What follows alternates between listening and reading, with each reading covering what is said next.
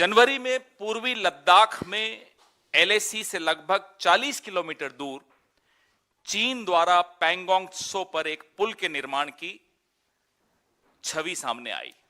आप लोगों ने ही जारी किया, आप में से कुछ साथियों ने मीडिया में यह दिखाया था। अरुणाचल प्रदेश के लुंगटाजोर क्षेत्र में पीएलए ने 18 जनवरी को भारतीय क्षेत्र के अंदर 17 वर्षीय भारतीय मीराम तरोन का अपहरण कर लिया था। मैं सिर्फ आप लोगों को याद दिला रहा हूं, इस देश को याद दिला रहे हैं हम लोग कि क्या क्या हुआ। भाजपा सांसद श्री तापिर गाओ, उन्होंने ट्वीट किया कि चीन ने 2018 में भारत के अंदर 3-4 किलोमीटर सड़क बनाई। 26 जनवरी को पीएलए द्वारा युवा लड़के को भारतीय सेना को जब दबाव हुआ आप सबकी तरफ से तो सौंप दिया गया।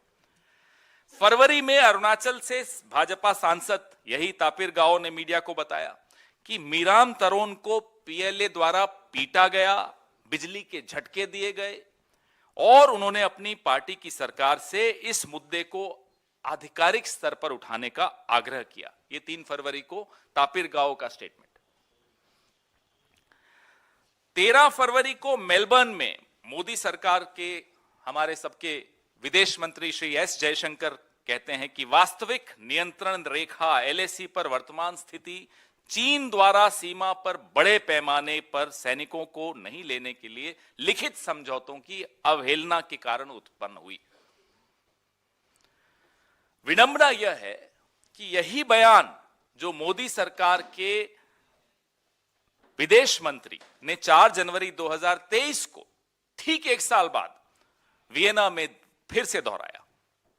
1 साल पहले जो बयान दिया, जो स्थिति बताई, 1 साल बाद भी कमोबेश वही स्थिति एस जयशंकर के बयान जो वियना में दिया गया, अभी इसी महीने की 4 तारीख को दिया गया। मैं बयान पढ़ के सुनाता हूं। भारत ने चीन के साथ सीमाओं पर बल जमा नहीं करने और नियंत्रण रेखा को एक तरफा नहीं बदलने के समझौते किए थे, जिसे उन्होंने एक तरफा करने की कोशिश की है, जिसके परिणाम स्वरूप यह वर्तमान तनावपूर्ण स्थिति है। पूरा 1 साल बीत गया दोस्तों। भारत के लिए सीमाओं पर या तो कुछ नहीं बदला और अगर बदला तो स्थिति बदतर ही हुई है, बेहतर नहीं हुई है। यह स्टेटमेंट मैंने आपको जयशंकर जी का 1 साल पहले का बताया मेलबर्न का, और 1 साल बाद का बताया वियना का अभी 4 जनवरी का। बताइए, इस स्टेटमेंट से ही आपको समझ में आ जाएगा कि कुछ बदला नहीं। 15 फरवरी 2022 फिर से कैलेंडर पे आते हैं को मोदी सरकार ने फिर से 54 चीनी ऐप्स बैन कर दिए। और इससे पहले जनवरी 2021 में गलवान के बाद आपको याद होगा 59 चीनी ऐप्स बैन किए गए थे। मार्च में चीन के विदेश मंत्री के एक दावे से हम सबको पता चला कि पीएलए और भारतीय सेना के बीच पूर्वी लद्दाख के हॉट स्प्रिंग क्षेत्र में वापसी हुई है। हालांकि विवादित क्षेत्र रीमैपिंग और उपग्रह इमेजरी चीन के साथ पीएलए सैन्य पदों को ही दिखाती। वो कह कुछ रहे हैं, सैटेलाइट इमेज कुछ और बता रही है। सच क्या है? हमारी सरकार ने तो देश के साथ साझा नहीं किया, विपक्षी दलों के साथ साझा नहीं किया, मीडिया के साथ साझा नहीं किया। 3 मार्च को इमेजरी को उन्होंने ये स्टेटमेंट दिया। 25 मार्च को चीनी विदेश मंत्री वांग यी भारत के दौरे पर आए, लेकिन मोदी सरकार पीछे हटने के भारत के तर्क को रेखांकित करने में विफल रही। We failed to underline, we failed to assert कि चीनी सेना को, पीएलए को वापस पीछे हटना है इस इलाके से। अप्रैल में बड़ा महत्वपूर्ण डेटा है, भारत चीन व्यापार डेटा क्या दिखाता है? भारत चीन व्यापार डेटा अप्रैल का दिखाता है कि भारतीय आयात 2021-22 में रिकॉर्ड 95 बिलियन अमेरिकन डॉलर था, जिसमें भारत के पक्ष में 73 बिलियन अमेरिकन डॉलर का रिकॉर्ड घाटा था।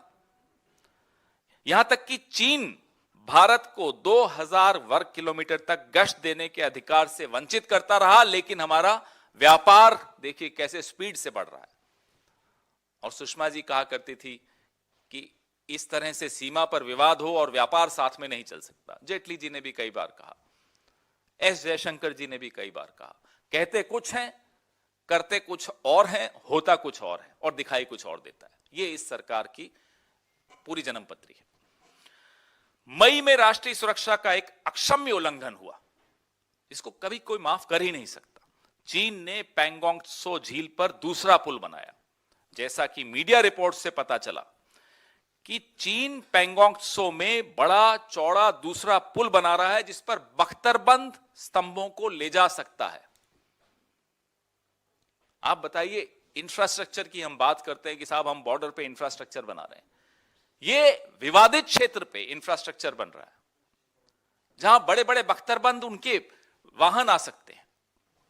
जून में मोदी सरकार ने आधिकारिक तौर पर चीन में 2023 में आयोजित होने वाली, इस साल आयोजित होने वाली प्रस्तावित सैन्य गतिविधि के साथ संघाई सहयोग संगठन SCO, शंघाई कोऑपरेशन ऑर्गेनाइजेशन में संयुक्त सीमा संचालन के लिए चीन की योजना का समर्थन किया। हम तो झुकते चले जा रहे हैं साहब। मतलब ऐसा सरेंडर किसी देश के प्रधानमंत्री का अगर देखना हो तो आप आइए, मोदी जी का सरेंडर देखिए। जो आप चाहते हैं, व्यापार चाहते हैं, लीजिए।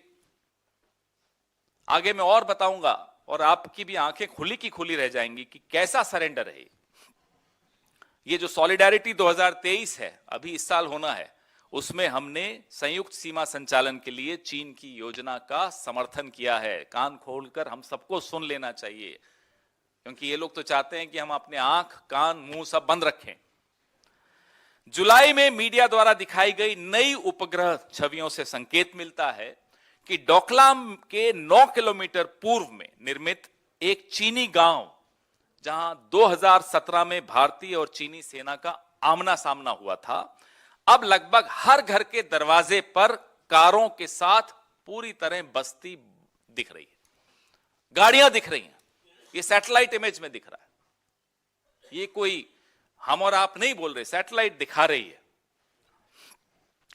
चीन द्वारा 110 वर्ग किलोमीटर क्षेत्र के इस सलामी टुकड़े का जवाब मोदी सरकार ने नहीं दिया, कोई जवाब नहीं दिया गया। अगस्त में विशेषज्ञों की उपग्रह इमेजरी से पता चला कि PLA की सतह से हवा में मार करने वाली मिसाइल साइट डोकलाम के उत्तर में सिर्फ 50 किलोमीटर दूरी पर भारत, भूटान और चीन के बीच में जो ट्राइजंक्शन सीमा क्षेत्र है, जो मार्च 2022 से हो रहा है, अब पूरी तरह चालू। खतरा इतना करीब आ चुका है। अभी तो हम सिर्फ अगस्त तक पहुंचे हैं इस कैलेंडर में। सितंबर में भारत और चीन ने एक संयुक्त बयान दिया। 8 सितंबर 2022 को भारत चीन कोर कमांडर स्तर की बैठक के 16वें दौर में बनी सहमति के अनुसार घोघरा के क्षेत्र में भारतीय और चीनी सैनिक हॉट स्प्रिंग PP-15 ने एक समन्वित और योजनाबद्ध तरीके से हटना शुरू कर दिया है, जो सीमावर्ती क्षेत्रों में शांति और शांति के लिए अनुकूल है। यह एक जॉइंट स्टेटमेंट था। यह सितंबर 2022 को आया था। हकीकत क्या है वो मैं बताता हूं। चीन रॉकी नाला के साथ साथ देप्सांग प्लेन के patrolling point PP-10, PP-11, PP-11A, PP-12 और PP-13 में वाई जंक्शन तक 5 पेट्रोलिंग पॉइंट्स तक भारत की पहुंच को अवरुद्ध करना अभी भी जारी रखे हुए है। जॉइंट स्टेटमेंट कुछ और है, हकीकत बिल्कुल कुछ और। 5 पेट्रोलिंग पॉइंट्स पे जहां 20 अप्रैल 2020 से पहले हमारी फौज पेट्रोलिंग कर पाती थी, गश्ती कर पाती थी, अब वो नहीं कर पा रही। सिंपल, एकदम सहज भाषा में, सरल भाषा में ये हो रहा है। भारतीय गश्ती दल वर्तमान में डेमचौक नाला, चारडिंगला नाला भी जिसको कहते हैं, तक पहुंच से अब वंचित हो चुका है। पहले जा सकता था। ये थोड़ा सा लंबा है, लेकिन आवश्यक इसलिए है क्योंकि राष्ट्र की सुरक्षा का। मीडिया रिपोर्ट से यह भी पता चलता है कि हॉट स्प्रिंग्स और घोघरा पोस्ट में पेट्रोलिंग पॉइंट 15 और पेट्रोलिंग पॉइंट 17A पर चीनी PLA भारतीय क्षेत्र के बहुत अंदर है। भारतीय क्षेत्र जिसको हम अपना मानते हैं, उसके अंदर आ चुका है। भारतीय गश्ती दल हमारे पेट्रोलिंग टीम को 1000 स्क्वायर किलोमीटर, ये हिंदू में आया था, अखबार में आया था, से लेकर 2000 स्क्वायर किलोमीटर तक वंचित कर दिया गया। यह स्थिति है और मीडिया की रिपोर्ट्स हैं, तथ्यों के साथ दिखाई गई हैं, कोई ऐसा नहीं कि कोई हवा में बात कर रहे हैं।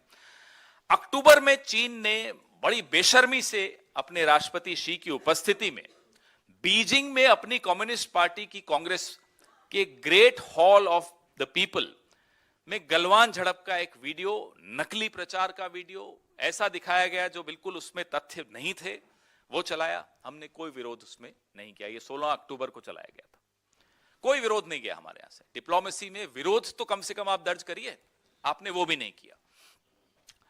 नवंबर में श्री कॉन्चोंग स्टैंजिन, वो उस वक्त जो तत्कालीन भारतीय जनता पार्टी शासित लद्दाख स्वायत्त पहाड़ी विकास परिषद के स्वतंत्र सदस्य, उनका क्या कहना था कि बफर जोन के निर्माण ने स्थानीय लोगों की अपनी पशुओं के लिए चारागाह भूमि तक पहुंच को अवरुद्ध कर दिया है। ये उनके वर्ड्स हैं, मेरे नहीं है। यह चौंकाने वाला है कि बफर जोन बनाने के नाम पर हम अपनी जमीन खो रहे हैं, चीन हमारे क्षेत्र में को खा रहा है।